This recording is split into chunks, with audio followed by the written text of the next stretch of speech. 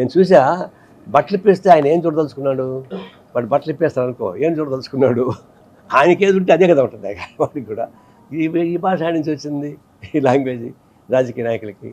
అందులో పోలీస్ ఆఫీసర్లు మీరు అధికారులు ఉన్నప్పుడు పోలీసులు ఉపయోగించుకొని దుర్మార్గాలు చేస్తే ఆ పోలీసు ఇప్పుడు శిక్ష అనిపిస్తున్నారు. మరి ఇప్పుడు మళ్ళీ మీరు ఇదే పని చేస్తున్నారు. గవర్నమెంట్ ఉన్నప్పుడు అధికారులకు చూడాలి, అధికారులు కూడా లక్ష్మణ దాటకూడదు.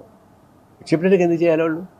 వాళ్ళకి ఐపీఎస్ అడిగిపోయిన ఐపీఎస్సే కదా, ఐఏఎస్ అక్కడికి పోయిన ఐఏఎస్సే కదా, ఎందుకు లక్ష్మణ దాటుతున్నారు? చివరికి ఆ గవర్నమెంట్ పోతే ఆ దానిలో పనిచేసే వాళ్ళందరూ మళ్ళీ జైలుకు విషయాలు జరుగుతూ ఉన్నాయి. ఇప్పుడు పోలీసులు వాళ్ళ డ్యూటీ వాళ్ళు చేస్తున్నారు, పోలీసులను బెదిరించడం మొదలు పెడితే ఆయన ముఖ్యమంత్రి ఉన్నాడు కదా. అందువల్ల ఇది కరెక్ట్ కాదు. పోలీసులు ఏమైనా చేస్తే అది గవర్నమెంట్ చేసినట్టు లెక్క. మీరు గవర్నమెంట్ని విమర్శించుకోండి, గవర్నమెంట్ మీద మీరు ఫైట్ చేసుకోండి, కానీ అధికారులను ఇండివిజువల్గా పెట్టి ఆ విధంగా మాట్లాడమంటే వాళ్ళ మనోధైర్యాన్ని దెబ్బ కొడతారు. ఒకటి కొంతమంది మనోధైర్యాన్ని దెబ్బ కొట్టి ఆగిపోతారు, కొంతమంది తిరగబడతారు. ఇప్పుడు ఒక ఎస్ఐ ఏమంటున్నాడు, చాలా బూతులు మాట్లాడడం మొదలుపెట్టాడు. అట్లాంటి బూతులు మాట్లాడించుకోవాల్సిన అవసరం లేదు, అట్లాంటి మాటలు కూడా కరెక్ట్ కాదని నా ఉద్దేశం. ఆ విషయాన్ని ఖండిస్తున్నాను.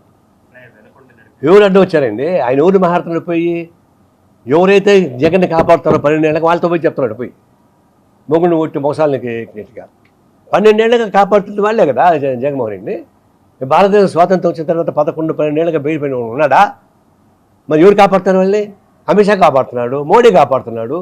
మరి వాళ్ళకేమి వీళ్ళు తమలపాకుతో మంత్రిస్తున్నారు పోయి. ఈ నాటకాలు ఎందుకు? పొలిటికల్గా ఎందుకు మీరు గట్టిగా మాట్లాడరు? ఎందుకు డెసిషన్ తీసుకోరు?